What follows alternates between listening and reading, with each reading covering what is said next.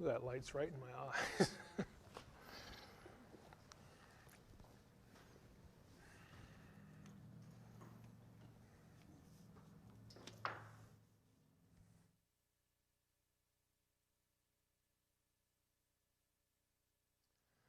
Okay, for our fifth session, the topic is neither Lord nor Christ, the belief in Jesus as God before Nicaea, and the exalted Christ of Gnosticism. If that title is a little bit unexpected, I do want it to draw your attention because part of this session is going to deal with the Gnostic view of Jesus. Now, in the Da Vinci Code, Dan Brown has his characters, and again, this is typical of his sources, tell us that Jesus, in the wonderful, unaltered, more ancient, add to the adjective list as you want, Gnostic texts, that Jesus was just an ordinary man, just an ordinary guy. This whole idea of Jesus being a divine being was invented by the Council of Nicaea, specifically at the behest of Constantine for political purposes and whatnot, some variation of these themes. And Gnosticism itself, I'm going to show you a few texts again, right out of the Gnostic Gospels. Gnosticism itself has a very exalted view of Christ. Jesus, the Jesus of Nazareth to a Gnostic was not just an ordinary guy. Their idea was not the same as those who would have penned the Nicene Creed. It's not the same position, I think, correctly, that was arrived at before Nicaea that became the majority opinion in the early church very, very quickly, that Jesus was God in the flesh. It's not that, but the Gnostic view of Jesus is nevertheless still that Jesus is a very exalted being who is more than a man. And for those of you who have just read the Da Vinci Code only, or again the sources that Brown uses, that might strike you as quite a surprise. And if it does, that's a good thing, because again you'll see that there's more than meets the eye than what Dan Brown is telling you. Now, these are again some quotes, a passage from the Da Vinci Code where our hero, at least one of the major characters of the novel, Sir Teabing, says, "Many aspects of Christianity were debated and voted upon. The date of Easter, the role of the bishops, the administration of sacraments, and of course the divinity of Jesus." And then Sophie, the female character, says, "I don't follow. His divinity?" "My dear," Teabing declared, "until that moment in history, Jesus was viewed by his followers as a mortal prophet. A great and powerful man, but a man nonetheless, a mortal. Not the Son of God?" she asks. "Right," Teabing said. "Jesus' establishment as the Son of God was officially proposed," as though it had never existed to that point, "officially proposed and voted on by the Council of Nicaea." Hold on. You're saying Jesus' divinity was the result of a vote? "A relatively close vote at that," Teabing added. "Nonetheless, establishing Christ's divinity was critical to the further unification of the Roman Empire into the new Vatican power base. By officially endorsing Jesus as the Son of God, Constantine turned Jesus into a deity who existed beyond the scope of the human world, an entity whose power was unchallengeable." So very clearly Brown has this notion, and again he's just drawing on sources, that the idea that Jesus was a divine being, was more than just an ordinary man, was proposed at the Council of Nicaea, voted on there, and he says by a very close vote. We're going to find out that is just absolutely untrue in our next session about Council of Nicaea specifically, because we know how many roughly people were there, we know how many people voted, and we know who voted what way. But I'll save that for the sixth session. In this session, I want to focus on these other claims about the idea of Jesus being a divine being invented at Nicaea, which I will say very plainly is patently false. This, as it turns out providentially, draws upon my own dissertation. My specialty, as it were, academically, is, my specialty in terms of academics. This guy here? My specialty is divine beings, the whole issue of polytheism, monotheism, that sort of thing in the Bible, specifically the Hebrew Bible. And my dissertation was on the idea of binitarianism, a Godhead of two beings in Judaism, which of course naturally predates Christianity. And I didn't know at the time that that would be of some value to this subject here, but here we go. So what the Da Vinci Code wants us to believe is that the belief that Jesus was God was foreign to Judaism. I mean, was it really? Was it foreign to early Christians? Was it invented by Constantine? And was it really decided on by only a vote? I'm going to show you that this idea is quite old, quite ancient, yes. Go ahead. Gotcha. Look at the verse on the screen. This is Genesis 19:24. Take a good look at it. Tell me what's odd about it.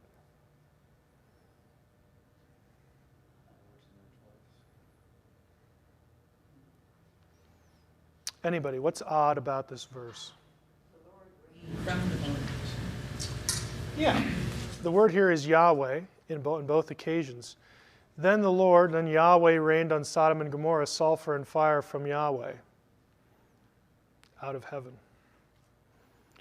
That's kind of weird. And the rabbis and other Jewish scholars noticed that. And it gave them pause to wonder, what is going on here? Let's try another one. Genesis 31:10 through 13.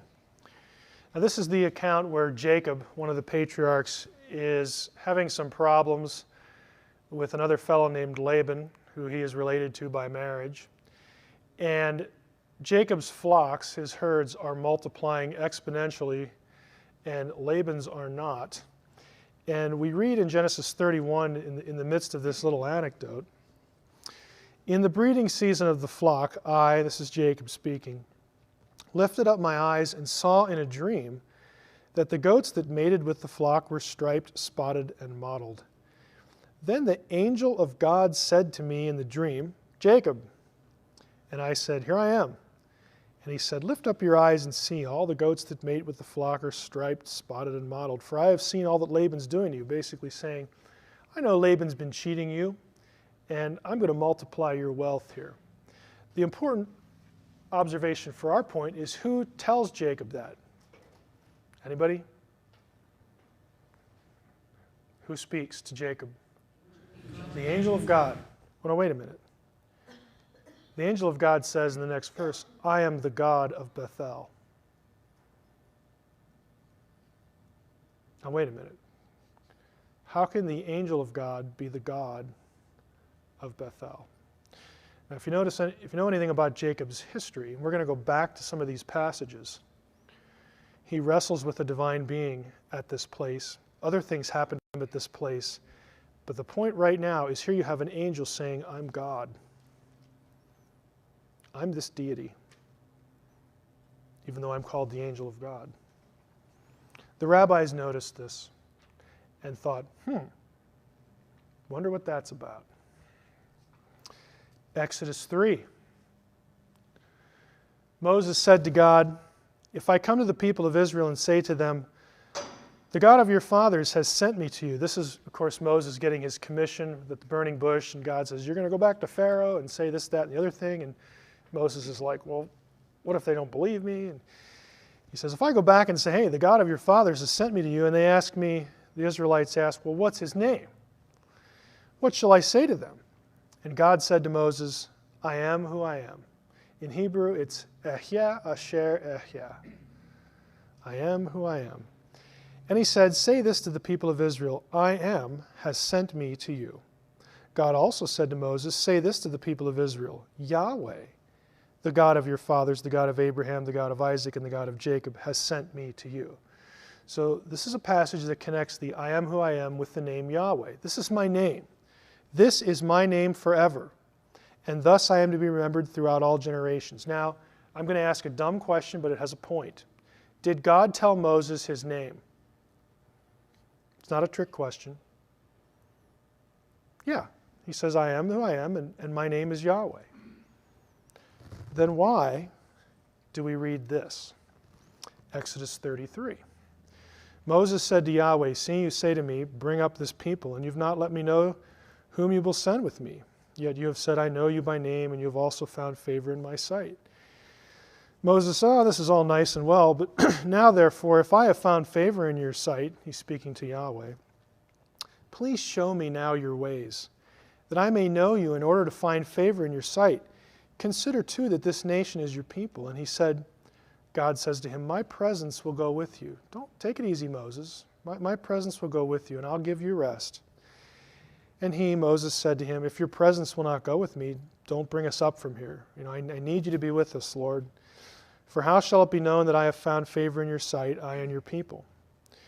So God says, I'm going to go with you. Don't worry. The narrative continues. And Yahweh said to Moses, this very thing that you have spoken I will do. For you have found favor in my sight, and I know you by name. Moses said, please show me your glory. And he said, I will make all my goodness pass before you, and will proclaim before you the name of Yahweh. Well, that's kind of weird. Didn't Moses already know his name? I mean, he got his name the first time they met at the burning bush. And so God says, I'm going to proclaim before you the name of Yahweh. Yahweh says, I'm going to proclaim the name of Yahweh to you. And I will be gracious to whom I will be gracious, and I will show mercy on whom I will show mercy. But he said, you cannot see my face, for man shall not see me and live. And Yahweh said, behold, there's a place by me where you shall stand on the rock, and while my glory passes by, I will put you in a cleft of the rock, and I will cover you with my hand until I have passed by. I mean, Moses wants to see God physically.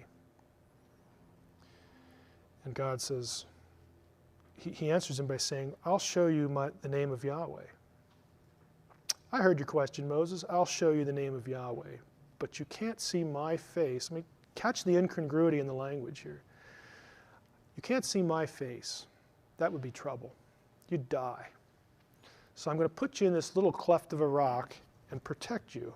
When I take away my hand, you shall see my back, but my face shall not be seen. Well, now, wait a minute, God. I mean, Moses doesn't say this, but am I going to see you or somebody else? Because you said I'm going to see the name of the Lord, and then now you're talking in the first person. Like, what? I'm a little confused. Introduction to the Jewish Godhead. We're going to go back to that passage because there's something that is kind of remarkable about it. We will get there in a second. These passages and this language was noticed. This is not new with me. Okay, I'm not presenting this or myself to you as something like nobody's ever seen this before. No, lots of people saw this and other passages where it seems to be that there are two Yahwehs in the text. The Jews noticed this, and they devoted a lot of time to thinking about it and articulating what is going on. Known as the two powers in heaven of ancient Judaism. This was an idea, two powers in heaven, that was well accepted in Judaism, no problems with it, not a heresy. Yeah, we know this is going on. Good for you, you noticed this, until the 2nd century AD. What's significant about that? Well, that's post-Christianity. After Christianity came along, the two powers in heaven became declared officially a heresy in Judaism for pretty obvious reasons. Well, yeah, if we go around talking about two gods in heaven, we sound like Christians. And we don't want that, do we? Guess not. What am I suggesting? I'm suggesting that the Jewish scriptures teach that the God of Israel had a second self. There was a second Yahweh. The second God both was and wasn't the Father God of Israel. Put another way, the Hebrew faith had a binitarian Godhead, two persons of the same essence. This belief was embraced again until the end of the first century. You get into the second century and it's bad news. This belief, therefore, goes back at least 1,200 years prior to Constantine.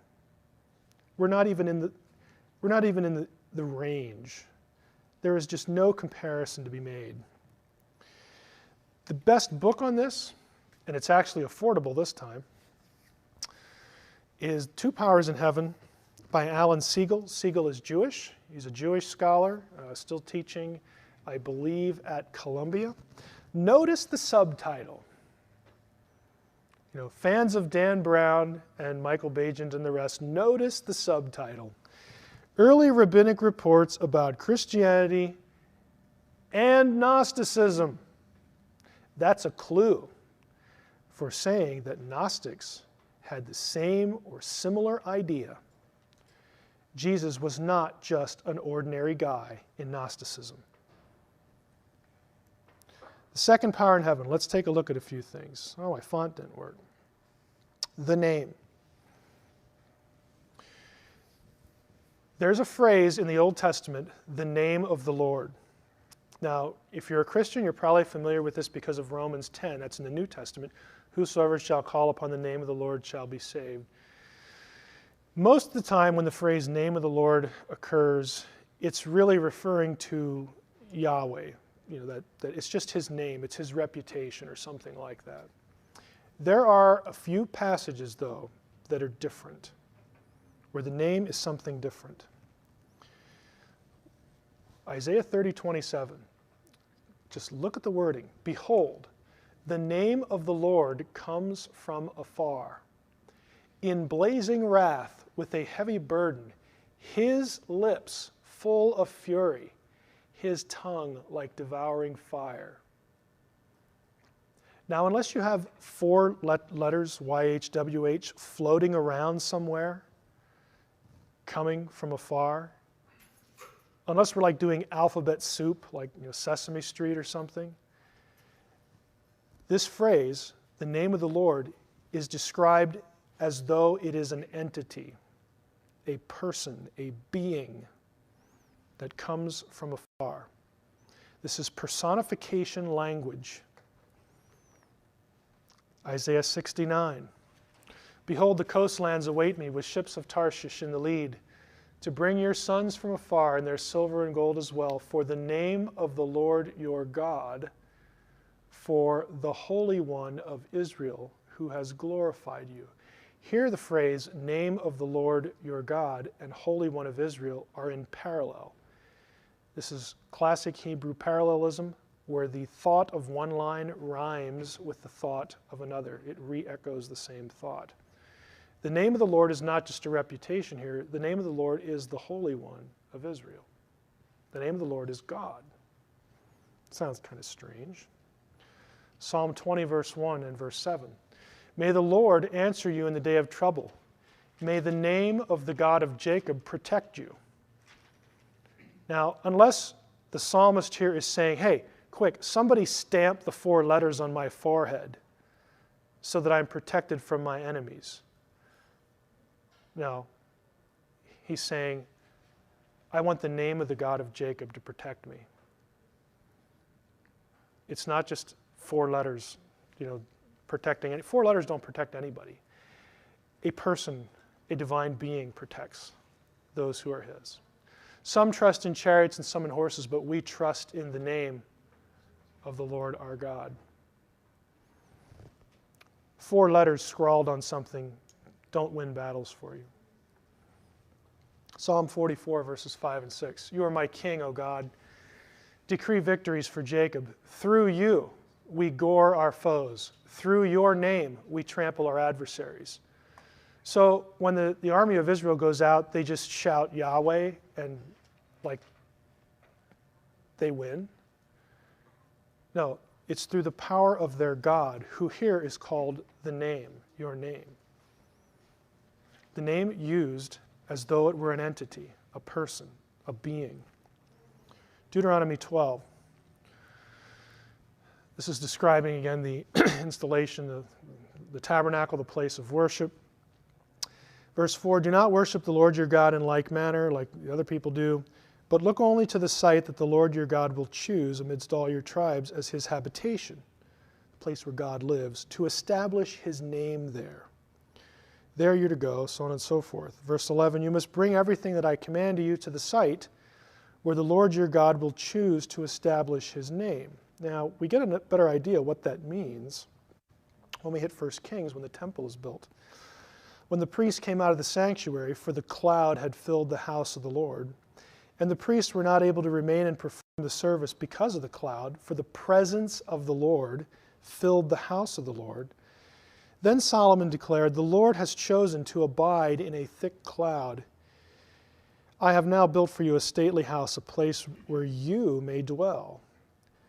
Skipping to verse 27, but will God indeed dwell on the earth? Well, we know that the heavens and the highest heaven can't contain you, how much less this house. Next chapter, but when Solomon had finished building the house of the Lord and the royal palace and everything Solomon had set his heart on constructing, the Lord appeared. Look who appeared. Yahweh appeared to Solomon a second time. Okay, building from chapter 8. As he had appeared to him at Gibeon, the Lord said to him, I have heard the prayer and supplication which you have offered to me. I consecrate this house which you have built, and I set my name there forever.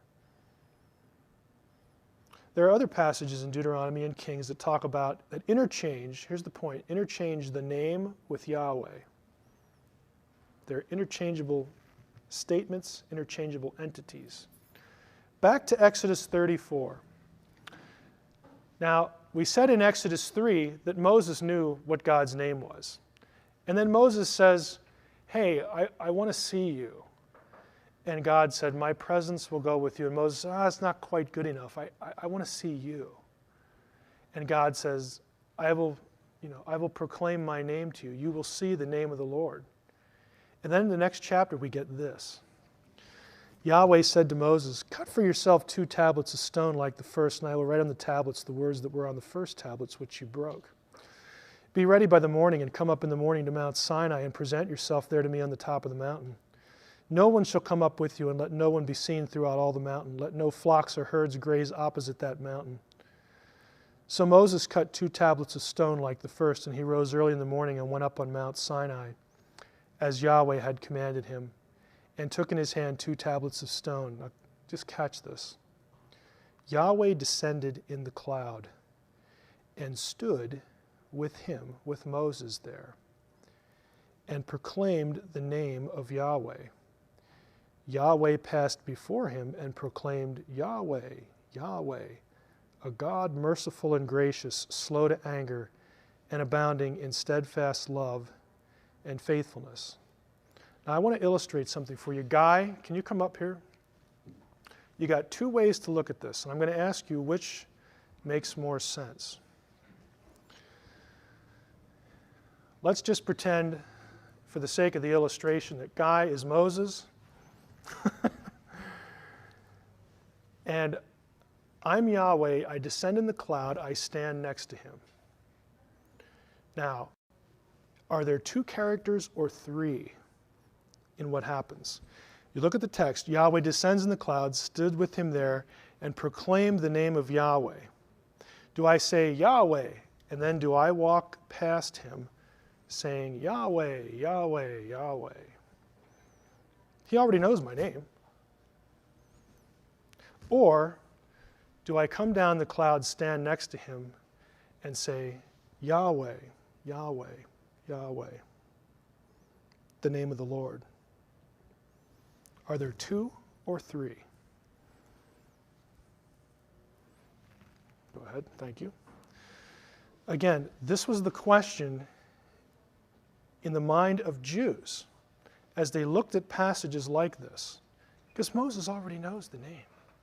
What he hasn't seen, what the issue really is you have the name of the Lord, you have other characters, and we're going to look at them today, who are the physical manifestation of the God who is a spirit. Jesus says, God is a spirit. John chapter 4. He tells that to the woman at the well.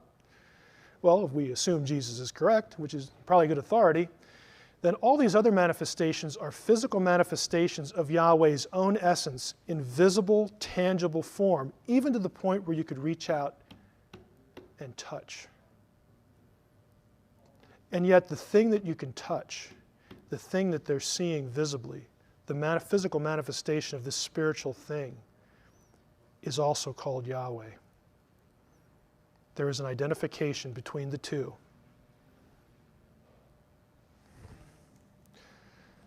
It also occurs in texts outside of the Old Testament that are not canonical. Jubilees, this is a pseudepigraphical book. Remember, my sons, the Lord God of Abraham, your father. The writer says, I will make you swear an oath, for there's no oath which is greater than it, by the glorious and honored and great and splendid, wonderful, mighty name which created the heavens and the earth. The name created the heavens and the earth. Did you know that? Yeah. Standard Jewish text. Now, this is a key passage. Exodus 23. God says, I am sending an angel before you. He's speaking again to Moses. I'm sending an angel before you to guard you on the way and to bring you to the place which I have made ready. Pay heed to him and obey him. Do not defy him, for he will not pardon your transgressions. First of all, I thought only God has the authority to do that.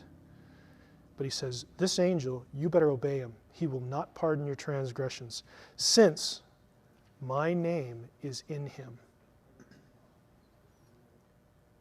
Now, either God wrote out YHWH on something and made him eat it, or he's saying, my very essence that you know, you have seen in the cloud, my name is in this being. He is me. But yet we're still different. My name is in him, and when my angel goes before you, brings you to the land of the Amorites, the Hittites, the Perizzites, the whole list, this is when Israel is being led to the promised land. This is the angel of the Lord.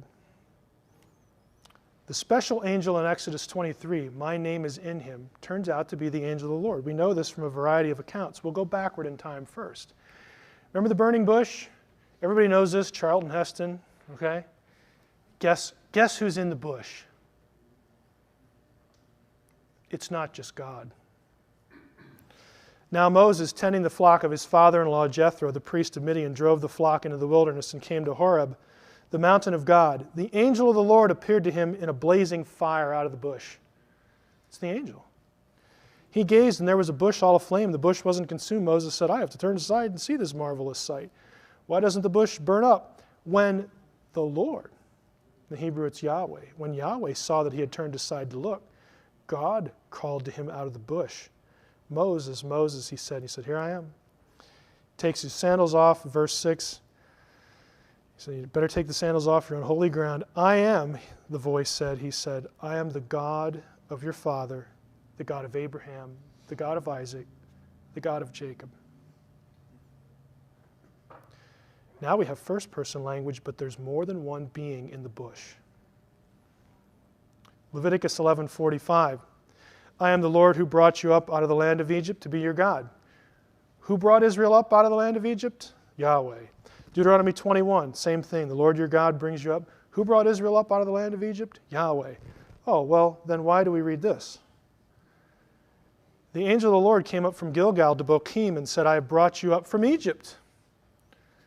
And I took you into the land which I had promised an oath to your fathers. And I said, I will never break my covenant with you. But you have not obeyed me. Look what you have done. Therefore I have resolved not to drive them out before you. They shall become your oppressors, and their gods shall be a snare to you. And as the angel of the Lord spoke these words, it's the angel doing the first person. As the angel of the Lord spoke these words, all the Israelites started to cry. Why? Because he said, I've been with you up to this point. You haven't obeyed me. You are on your own. You're on your own. And they weren't too happy about it. Genesis 28, going back to Jacob. Jacob had a dream. A stairway was set on the ground. Its top reached the sky. The angels of God were going up and down on it. And the Lord was standing beside him. And he said, I am the Lord. I'm Yahweh. the God of Abraham, the God of Isaac, and the God of Jacob.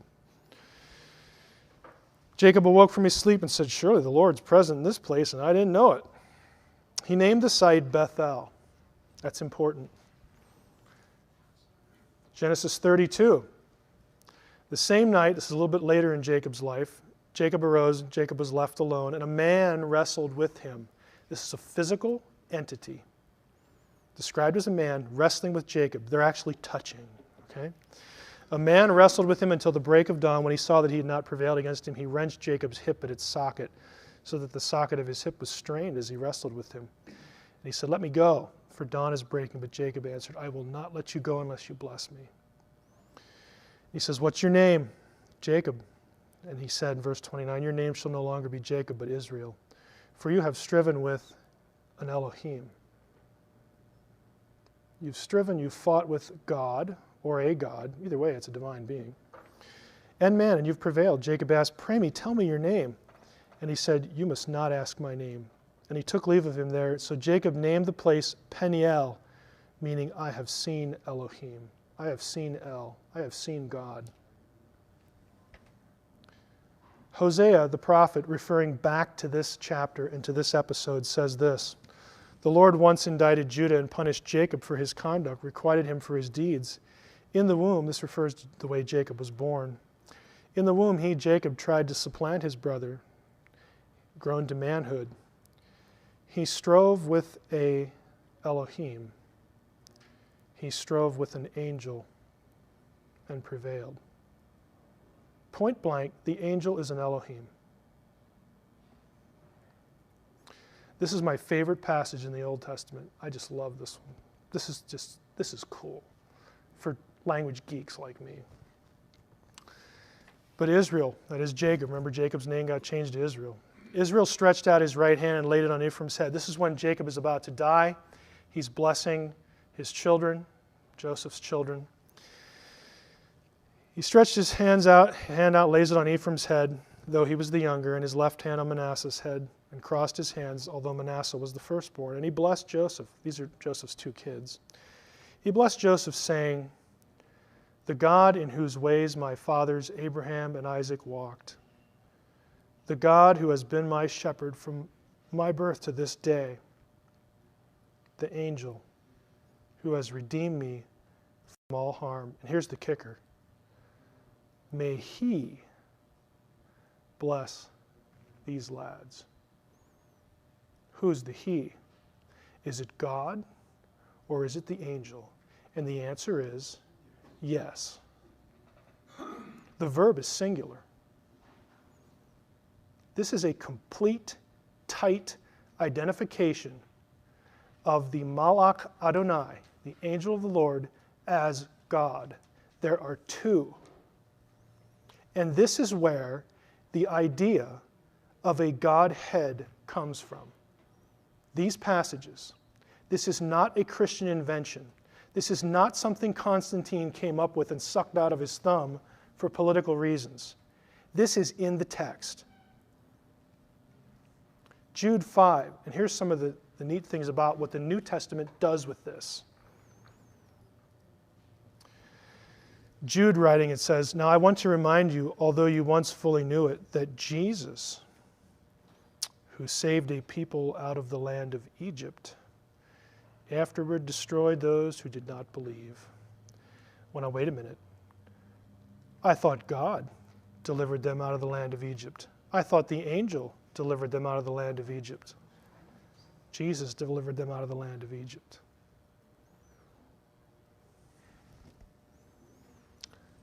For those of you who are wondering about Trinitarianism in the Hebrew Bible, Isaiah 63. This passage to me comes the closest to it. And I want to just mention it. This again is recounting Exodus wanderings and Exodus stuff. The prophet Isaiah looks back and says, I will mention the loving kindness of the Lord and the praises of the Lord, according to all the Lord has bestowed on us, and the great goodness toward the house of Israel, so on and so forth. Verse 8, he says, these are my people. He became their Savior. Look at verse 9. In all their affliction he was afflicted, and the angel of his presence saved them. In his love and in his pity he redeemed them, and he bore them and carried them all the days of old. But they rebelled and grieved the Holy Spirit. Why doesn't it have God or angel there? Yahweh and the angel were the ones that were doing all that stuff back there. And here Isaiah says, no, it was the Spirit.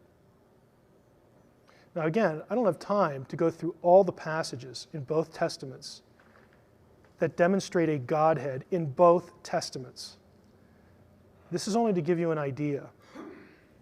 The church fathers did not just suck this out of their thumb. John 17, Jesus praying. This is the high priestly prayer of Jesus Christ in John 17. I am no longer in the world, but they are in the world, and I am coming to you, Holy Father. Keep them in your name. What does that mean? Keep them in your name, which you have given me, that they may be one, even as we are one. While I was with them, I kept them in your name, which you have given me. I would suggest to you that when Jesus was around, the essence of God was in town. And keeping them in the name refers to the fact that he kept them with himself and protected them during his ministry. It's a really strange phrase. The Word. We all know this passage again as Christians. In the beginning was the Word was with God, the Word was God. He was in the beginning with God. Without him was not anything made that was made. Verse 14, the Word became flesh and dwelt among us. No one has ever seen God, the only God. Catch this, the only God who is at the Father's side? That's two. He has made him known. Where does the Word come from? Well, the theologians would say, it comes from Greek philosophy, blah, blah, blah, blah. Well, I'll grant it may have had something to do with that. Guess what? You'll find this in the Old Testament too. After these things, the word of the Lord came to Abram in a vision. This isn't something he's hearing in his ear alone. He's seeing it. The word of the Lord came to Abram in a vision. Do not be afraid, Abram. I am your shield. Your reward shall be very great. But Abram said, Oh, Lord God. He sees the word in a vision and identifies that being as the Lord, as Yahweh Elohim. You go down to verse 4. The word of the Lord came to him. And then he starts talking. This man won't be your heir, so on and so forth. Verse 6, Abraham believed Yahweh. He's talking to Yahweh, but Yahweh is called the Word. Jeremiah 1. Now the word of the Lord came to me, saying, Before I formed you in the womb, I knew you, and before you were born, I consecrated you. This is Jeremiah's personal testimony here in chapter 1. And I said, Oh, Lord God, truly I don't know how to speak. I can't be a prophet. I'm only a boy. But the Lord Yahweh said to me, Don't say I'm only a boy. Get out there and do the job. And then in verse 9 it says, Then the Lord put out his hand and touched me. Touched my mouth. Sounds don't touch your mouth. Phantoms, things that you just see that are not corporeal, do not touch your mouth. Physical entities touch your mouth. And this physical entity is the Lord. 1 Samuel 3. Story of little Samuel. Now the young man Samuel was ministering to the Lord under Eli, and the word of the Lord was rare in those days. There was no frequent vision. We didn't see the Lord too often. Down to verse 8. The Lord called to Samuel. Yahweh calls to Samuel again the third time. If you remember the story, Samuel's trying to go to sleep, and he keeps hearing this voice, Samuel, Samuel, and he thinks it's Eli. Little Samuel gets up and runs over to Eli and says, What do you want? And Eli's like, What? I didn't say anything. Third time it happens. Came again the third time. He arose and went to Eli and said, Here I am, you called me. And Eli finally gets a clue and says, it must be the Lord calling the young man. He says, Go lie down. If he calls you again, say, Speak, Lord, for your servant hears. And so Samuel says, Okay. The Lord came and stood, calling as at other times. This is a visible, physical entity. Samuel. And Samuel said, "Speak, for your servant hears." Go down to the end of the chapter. And Samuel grew. The Lord was with him and let none of his words fall to the ground. And all Israel from Dan to Beersheba knew that Samuel was established as a prophet of the Lord. And the Lord appeared again, hearkening back to what we just read. The Lord appeared again at Shiloh. That's where they were living. That's where the tabernacle was. For the Lord revealed himself to Samuel at Shiloh by the word of the Lord. The word is a being in these passages. Philo, our Jewish friend, also picked up on this concept. He refers to the Logos, which is the Greek word for word. He actually calls the word God. But he maintained a distinction between the Logos and the God of Israel. Gnosticism actually is very close to what Philo believed. Philo said that there was a second God. This is a Jew who wrote lots of stuff and was very influential. He referred to the Logos as the Deuteros Theos, the second God. But he believed that the second God was a created being, an intermediary. And that's essentially what Gnosticism held, as we saw in our first session. The early church did not accept that because the essence of Yahweh cannot have a beginning. If it's Yahweh, it was always there. And that becomes the focal point for Nicaea. The dominant view was always the Orthodox view, that there's a Godhead, and every member of the Godhead is the same essence as the Father. They didn't get it because Constantine liked it. He wasn't a theologian. They got it from all those passages I just showed you and others. Okay? And the Jews of the day, again, not everybody could wrap their minds around that. And Philo came up with, this sounds a little more reasonable. Yeah, he's a second God, but he had to have a beginning because.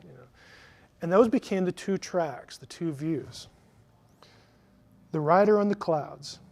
Guy, how much time do we have? 10, 15 minutes, okay. Here's another one. I really like this one. The rider on the clouds, this phrase, he who rides on the clouds, he who makes the clouds his chariot. This is a phrase actually taken from pagan texts that winds up in the Old Testament. Specifically, that's drawn from Ugaritic texts about the god Baal. I mention that because it's very common for Old Testament prophets and writers to draw from literature around them and put it into the Hebrew Bible, as it were, to make a theological point. One of the things they do is they take this title, because Baal was like the big enemy in the Old Testament. Baal against Yahweh happens all the time, like with Elijah at Carmel. And they take the title, the one who rides the clouds, and they put it on Yahweh, as if to say, no, Baal isn't the one who controls the heavens and rides the clouds. It's Yahweh. 5 times, this title is used in the Old Testament for the God of Israel, for Yahweh. Here they are. Deuteronomy 33. There's none like God, O Jeshurun, who rides through the heavens to your help, through the skies in his majesty. None like God. Psalm 68. O kingdoms of the earth, sing to God, sing to the Lord, to him who rides in the heavens. Okay, clearly it's God, it's Yahweh. Psalm 104. Bless the Lord, O my soul, O Lord my God, you are very great. Go down to the last verse there in the section. He makes the clouds his chariot. He rides on the wings of the wind. These are all titles of Baal, descriptions. The point is, everybody in the ancient world knew Baal was a god, or they believed that. And the writer's saying, no, Baal is, whatever. Baal's an entity, but he is subordinate. Yahweh's the one who really has this position. And they kept at putting the phrase to Yahweh. Isaiah 19, an oracle concerning Egypt. Behold, the Lord is riding on a swift cloud. Yahweh is the one who's riding on the clouds. The lone exception. Every place in the Old Testament, the rider on the clouds is Yahweh. There is one exception. And it's this passage, Daniel 7. As I looked, Daniel says, thrones were placed, and the Ancient of Days took his seat. His clothing was white as snow, and the hair of his head like pure wool. His throne was fiery flames. Its wheels were burning fire. By the way, that's the same description as in Ezekiel 1. It's God, the Ancient of Days, is sitting on his throne, fiery throne, wheels. If you've ever seen my session on throne iconography that I do for some other topics, very familiar imagery. The stream of fire issued and came out from before him. 1,000,000 served him, and 10,000 times 10,000 stood before him. In the court, the divine council sat in judgment, and the books were open. There's no doubt who this is. But the passage goes on. I saw in the night visions, and behold, upon the clouds of heaven there came one like a son of man. The phrase means a human one. Son of man as opposed to son of God. And he came to the Ancient of Days. So these are clearly two different people, two different entities, and was presented before him. And to him was given dominion and glory and a kingdom, that all peoples, nations, languages should serve him. His dominion is an everlasting dominion which shall not pass away. You have a second person referred to as the one who rides upon the clouds. And this passage became a real focal point of debate, and guess where it shows up in the New Testament?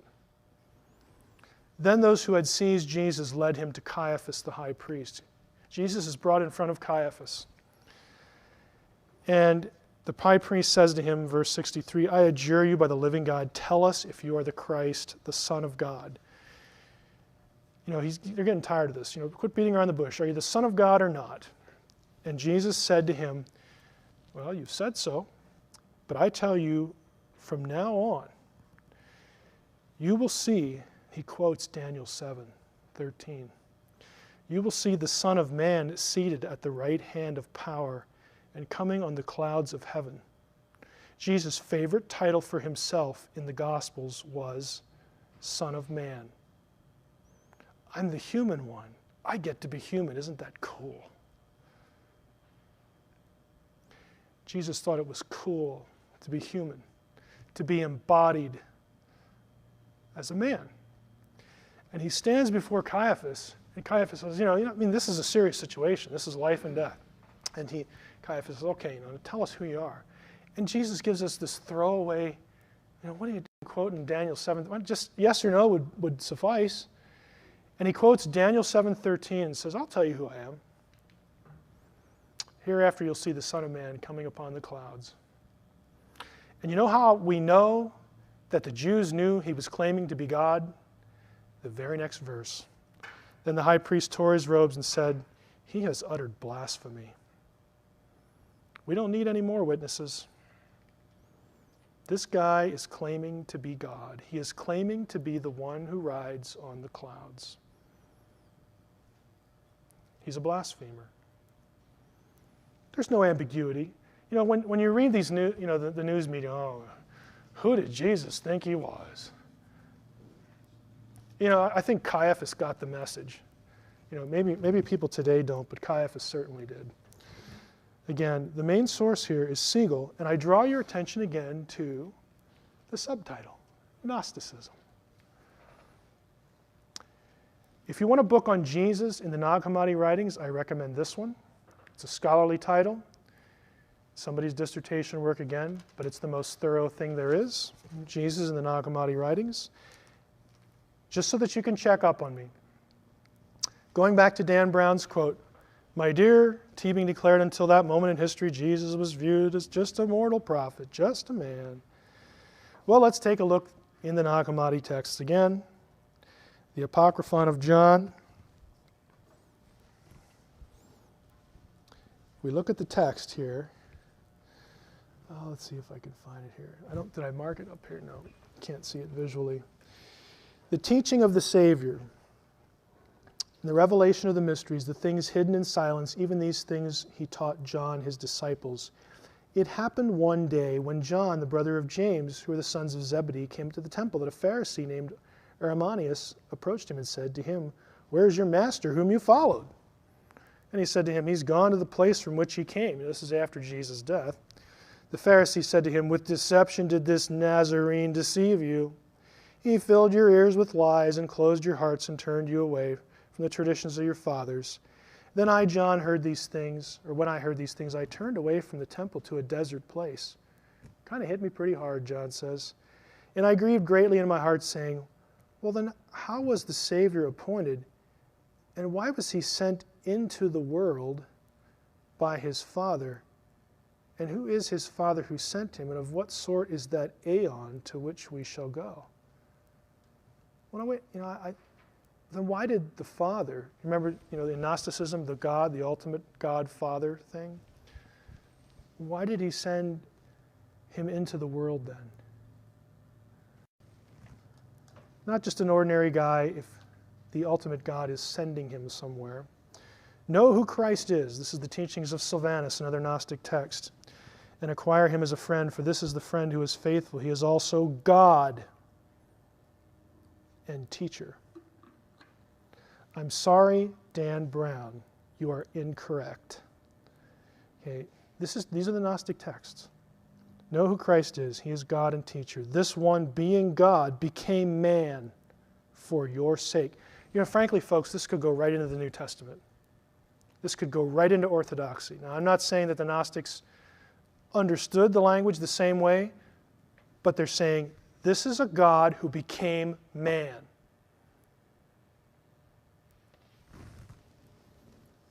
Teachings of Sylvanus again.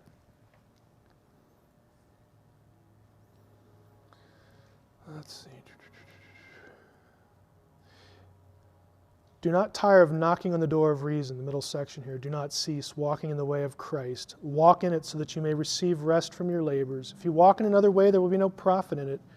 For all those who walk on the broad way will go down at their end to perdition of the mire. For the underworld is open wide for the soul, and the place of perdition is broad. Accept Christ, the narrow way, for he is oppressed and bears affliction for your sin. Even sounds like substitutionary atonement there a little bit. O soul, persist in what ignorance do you exist? For who is your guide into the darkness? How many likenesses did Christ take on because of you? Although he was God, he was found among men as a man. You could put that in the New Testament too.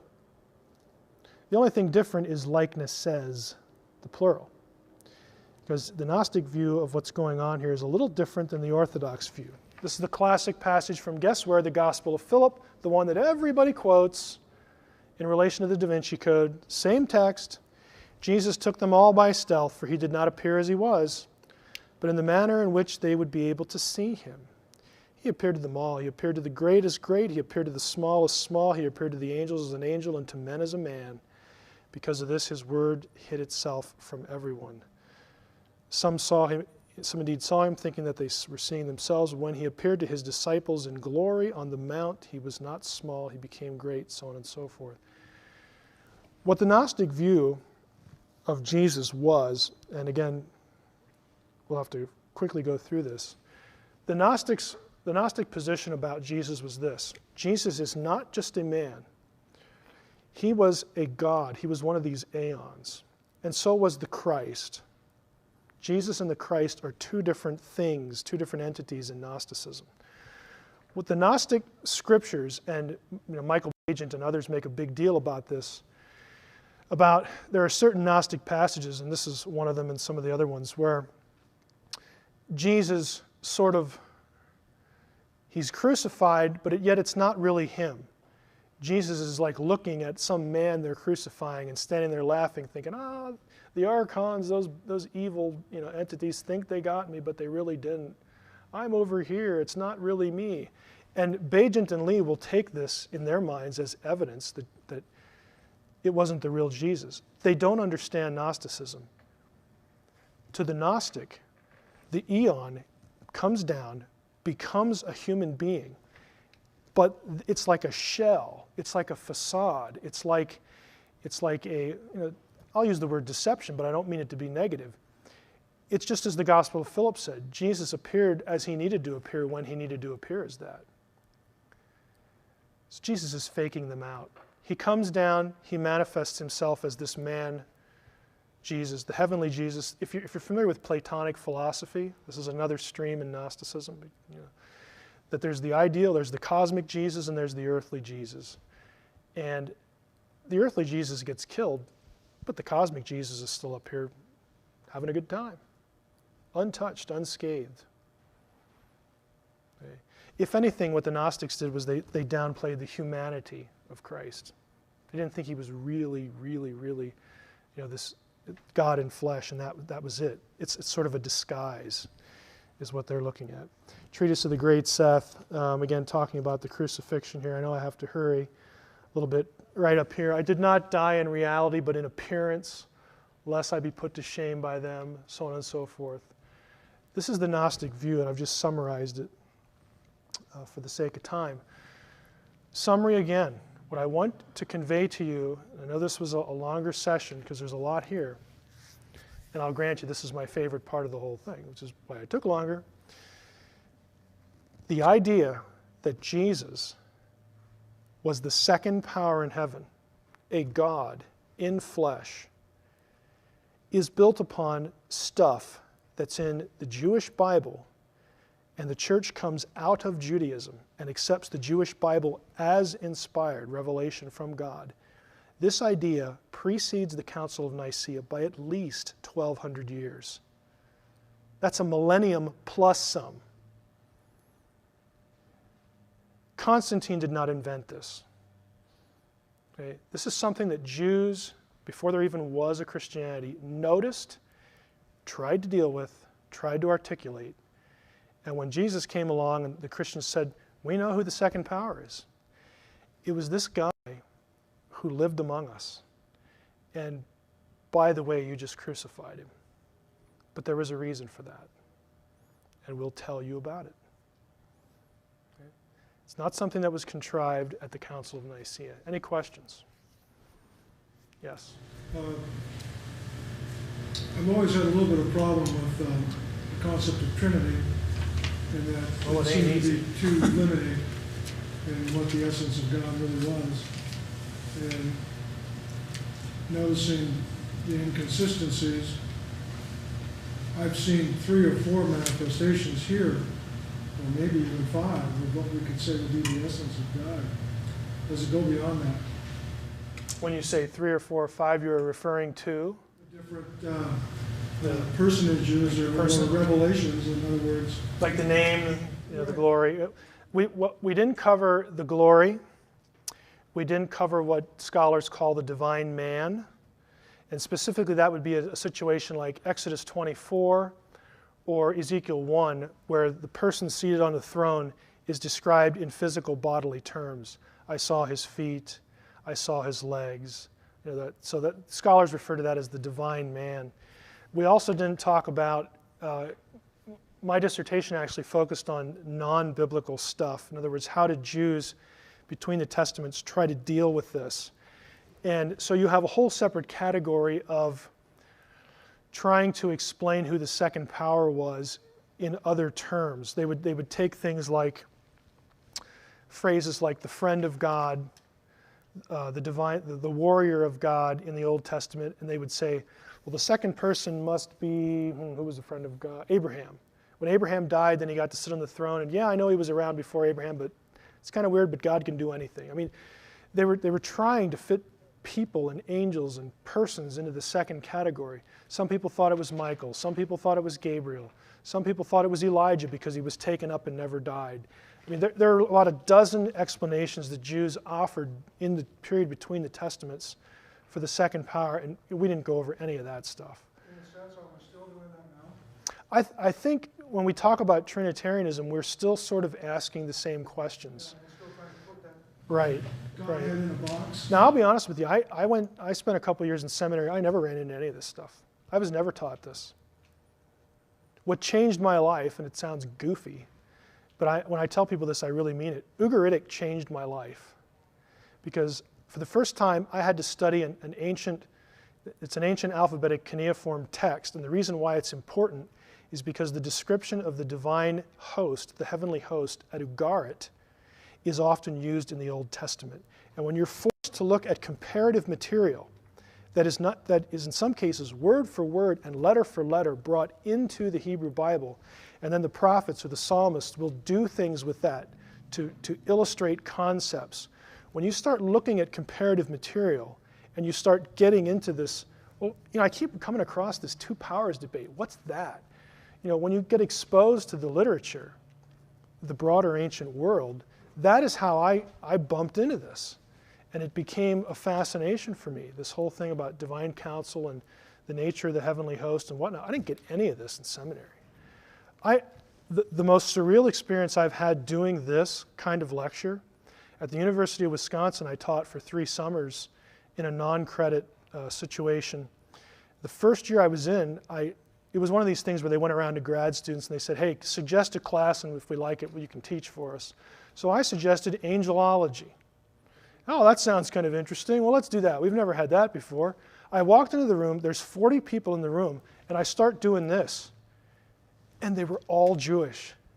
Every last person in the room, except for me, was Jewish.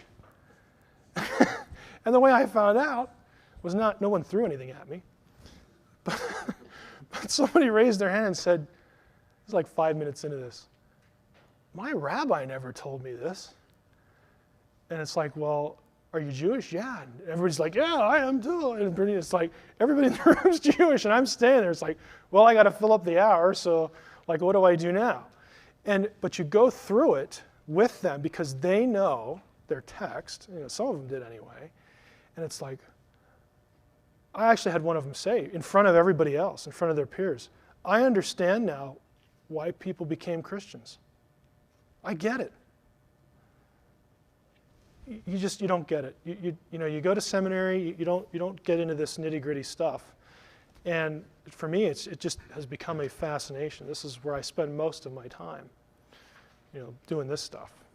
Since the second power is, even referring to that, we're really trying to nail something in a box that shouldn't be. Yeah, I really think, and I gave 2 academic papers on this last year at academic conferences, and I really think that this is the bridge, this is the answer. This explains why the early church was so quick to worship Jesus and still die for monotheism.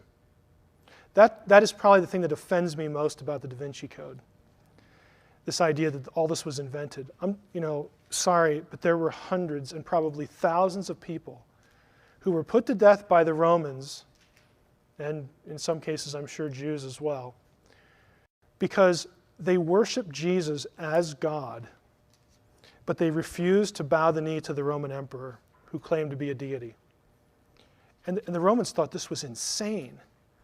Well, you're already worshiping this second one over here, and don't tell us you're monotheist because you're doing this. And the Christians, and Jews for that matter, would say, sorry, we're not afraid to die.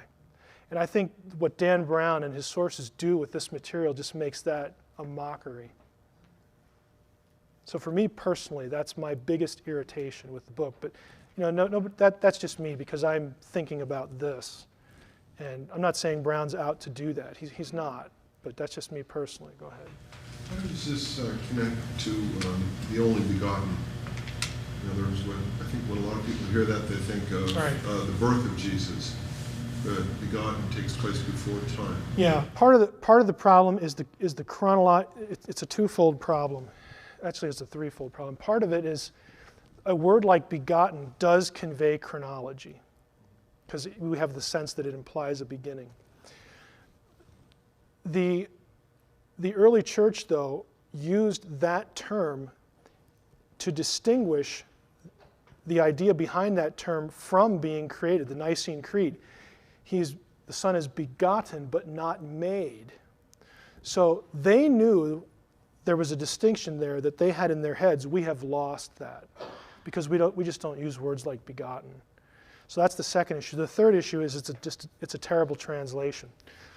There's a translation problem. The word that is used that we typically think of as only begotten in the New Testament is monogenes.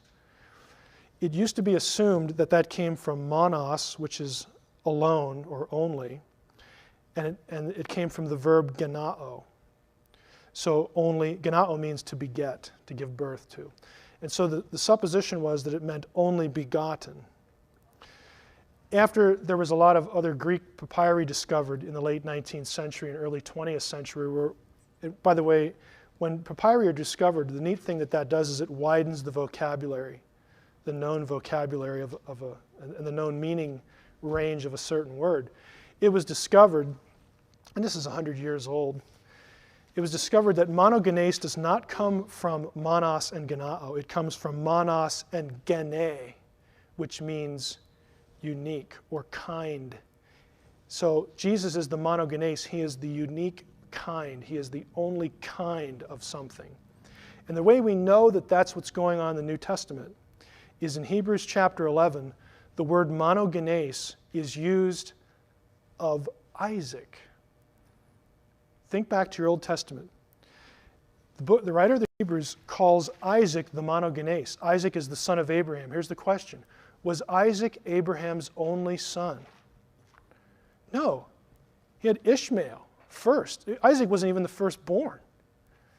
So that tells you that monogenes cannot mean firstborn or only born. What it means is unique. There was something unique about Isaac out of all the sons of Abraham. And what was it? Isaac was the son of the promise. He was the one that came from Sarah, which was the original prophecy that God gave to Abraham and said, you're old and your wife's old, but from Sarah you will have a child. And that child will be the chosen one of my covenant. Same word that's used in John 3:16. So there's a translation issue. So back to your original question, it relates because Jesus is unique. We have plural sons of God in both testaments. Haven't you ever asked yourself this question? Why is Jesus called the only begotten Son of God when there are plural sons of God in the Old Testament? It's a good question to ask. The reason is there's something unique about him. What's unique about him with respect to all the sons of God, all the heavenly host? He's the essence of the Father. They are not. He is uncreated. They are not. He is Yahweh. They are not. He's unique. He is species unique. Go ahead. Is there more of a more familiar pattern that maybe we see day to day now that you could liken the Godhead to? As far as an illustration? Correct. Like something like that. Oh boy. You know, the short answer is nothing that I either A, like, or B, understand. I mean, you read some of the simpler ones like an egg, or like the 3 states of water, or something like that. And they're all, some of them are kind of useful, but they all seem to break down somewhere. I've seen physicists try to tackle this with different states of matter, and that's just right over my head. I can't claim to understand it or even have anything to really suggest that would be helpful in that.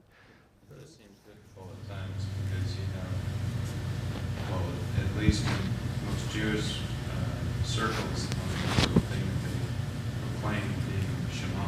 Mm-hmm. The Lord our God is one. Right. And it's difficult to try to reconcile the two. Yeah, but think of it this way. The claim in the Shema is the Lord our God is one. Thou shalt have no other gods before me. By the way, it never claims there aren't any other gods in those passages. Just a side note. The issue, though, is if the name, if the angel, if the word is Yahweh, then he's Yahweh, even though he exists in a second. I'll use this even though it's not theologically careful, but it might help. Even though the name and the word are different forms of Yahweh, they're still Yahweh. And if you worship this being, you are still worshiping Yahweh. And there's a unity. Okay, Yahweh's not taking his essence and making a lesser being. In other words, a distinct being, a being that is not him, in essence. If he did do that, then you'd have to worship 2 separate entities, and you would violate the Shema. This is how the Jews approach this. Because if you look back in Deuteronomy 12, it says, this is the place where I have chosen to set my name, and this is the place to which you'll bring your sacrifices and offerings. Okay, they're actually offering sacrifices to the name. But they didn't see that as a violation of the Shema. Why? Because, well, the name's Yahweh. He's just the physical manifestation of Yahweh. We know that. We're not worshiping another God, we're worshiping Yahweh. It's just now we can see him. All of these second entities, the fancy scholarly term for this is they are hypostases. They are visible physical manifestations of a spiritual thing. But it's still the same thing in essence. It's just that one is you can see and you can approach it with your senses. See, touch, feel, hear, that kind of thing. And the other one is a spirit. God is a spirit. John chapter 4. So the Jews could comprehend that much. And to them, to worship Jesus or to worship the name or whatever, it was worship of Yahweh. So they didn't see it as a violation, which drove the Romans nuts. They just thought that was insane. Like, you're willing to die and you already do this. It doesn't make any sense to us. Any other questions? Guy? That bit about the flaming wheels and Ezekiel 1 and the Ancient of Days, that stuff sounds fascinating. Have you ever talked about Ezekiel 1 or anything related to that topic before? Yeah. Where could a guy get that? A guy could get some sessions from a conference called the Ancient of Days Conference from Guy Malone at the ARHQ in Roswell, New Mexico. And I'm sure there's a link on the DaVinciCoda.com site. Oh, there's not. Ancientofdays.net. Okay. Yep.